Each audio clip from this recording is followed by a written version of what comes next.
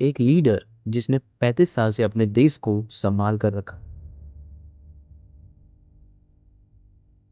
एक ऐसा इंसान जिसके एक सिग्नल से पूरे मिडिल ईस्ट में जंग शुरू हो सकती थी। ये कहानी है अयतुल्ला अली खमीनी की और उस ईरान की तो अब एक नए मोड़ पर खड़ा है।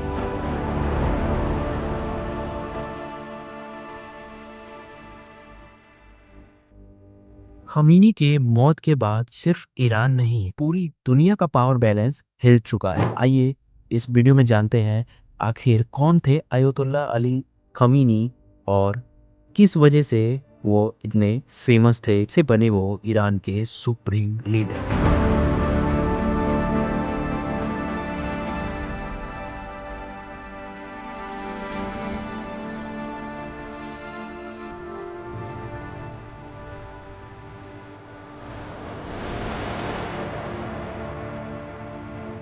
सबसे पहले शुरू से शुरू करते हैं, जानते हैं हु वाज अयतुल्ला खमीनी। खमीनी का जन्म 1939 में हुआ था। 1979 रेवोल्यूशन के बाद ईरान एक इस्लामिक रिपब्लिक बना। रिवॉल्यूशन के बाद सुप्रीम लीडर बने रुहोल्ला खमीनी। उनकी भी डेथ हो जाती है 1989 में। तब बनते हैं अयतुल्ला खमीनी सुप्रीम लीडर ईरान के, और यहाँ से शुरू होता है उनके 35 साल का रूल। ईरान में प्रेसिडेंट पावरफुल नहीं होता, रियल पावर जो है वो होती है सुप्रीम लीडर के हाथ में। फिर चाहे वो आर्मी की पावर हो, जुडिशरी की पावर हो, मीडिया का कंट्रोल हो, न्यूक्लियर पावर और इलेक्शंस का अप्रूवल, ये सारी पावर जो है वो सुप्रीम लीडर के हाथ में होती है। ईरान में इलेक्शंस होते हैं, लेकिन गार्डियन जो है वो काउंसिल डिसाइड करता है कौन इलेक्शन लड़ सकता है और कौन नहीं। क्रिटिक्स कहते हैं कि ये जो है कंट्रोल डेमोक्रेसी है। 2 बार खमीनी के खिलाफ मूवमेंट्स भी चलाए गए। पहला ग्रीन मूवमेंट 2009 में, वुमेन्स लाइक प्रोटेस्ट 2022 में। हजारों लोग अरेस्ट हुए,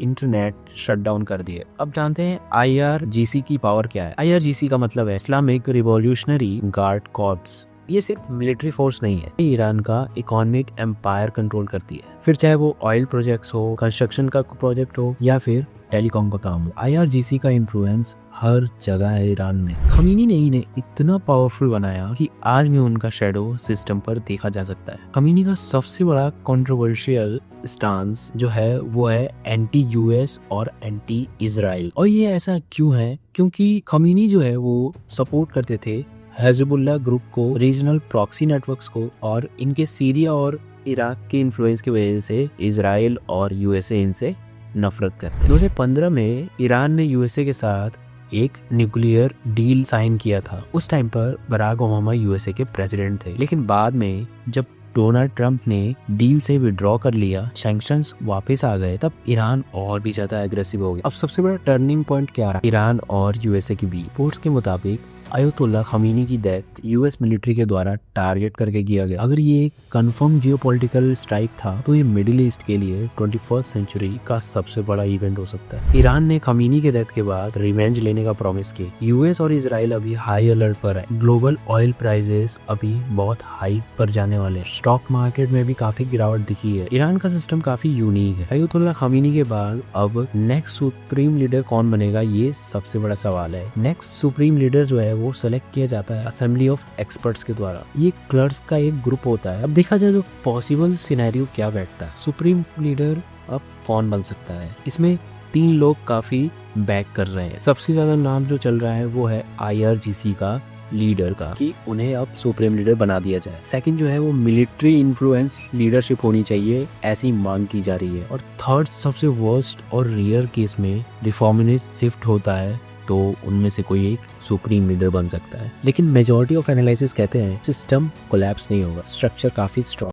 अब ईरान का फ्यूचर क्या है? सबसे पहला जो सिनेरियो बनता है उस केस में ईरान का फ्यूचर जो है वो कुछ इस प्रकार होगा, जैसे ज्यादा एग्रेसिव फॉरेन पॉलिसी, ज्यादा रिफ्रेशन। सिनेरियो 2 क्या हो सकता है? यूथ प्रेशर की वजह से gradual opening. Scenario 3 regional escalation, जिसमें US और इजराइल के साथ ओपन कॉन्फ्लिक्ट के लिए ईरान जा सकता है। ईरान की 60% पॉपुलेशन जो है वो 30 से कम एज की है। ये जनरेशन जो है वो इंटरनेट देख चुकी है, वर्ल्ड एक्सपोजर देख चुकी है, उनका विजन काफी अलग हो सकता है। अब खमीनी का एरा खत्म हो चुका है, लेकिन उनका सिस्टम अभी भी जिंदा है। अभी ईरान एक क्रॉस रोड्स पर है। इसमें ईरान रिप्रेशन की तरफ जा सकता है या तो कुछ रिफॉर्म की तरफ, और दो रास्ते और हैं ईरान के पास, वॉर या डिप्लोमेसी। अगला चैप्टर सिर्फ ईरान नहीं, पूरे मिडिल ईस्ट का फ्यूचर डिसाइड करेगा। धन्यवाद दोस्तों वीडियो को पूरा देखने के लिए।